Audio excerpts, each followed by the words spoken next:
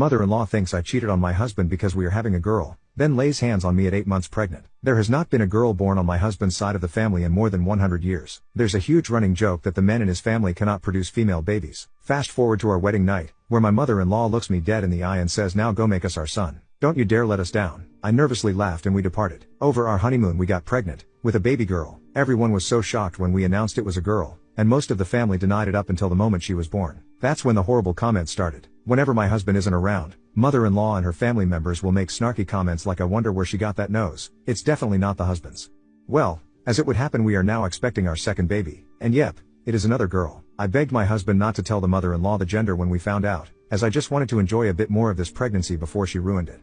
I had decided to keep the mean comments his mother made to me about our first daughter to myself, as she's old and in poor health, and I felt guilty about potentially ruining their relationship when she probably doesn't have many years left to be around.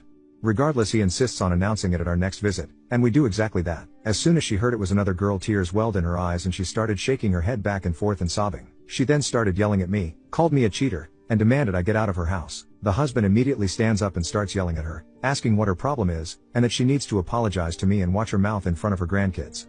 She says through broken wails, "Not ours. Not ours. Those girls are not ours. She's a cheater. A cheater. My son did not make those girls." I start crying hysterically and pick up my daughter, who is utterly confused as to why daddy is yelling at grandma and mommy is now crying. Mother-in-law then looks at me and starts yelling, "I let you get away with it the first time. I took you in his family. I allowed my son to believe he fathered that stupid girl, but I will not allow it again." Husband is now heated. He gets extremely mad and starts screaming at her that she is out of line and how dare she call his daughter names. He then goes on to say that we are leaving, and until she comes to her senses, she will never see any of us again. She tried to say something more, but he cuts her off and yells at her, "By the way, Mom, I love that little girl more than I ever loved you," as he is shuttling us out the door. I cried and broke down and told husband all the little comments she and her family have said to me when he's not around while we drive the 2 hours home.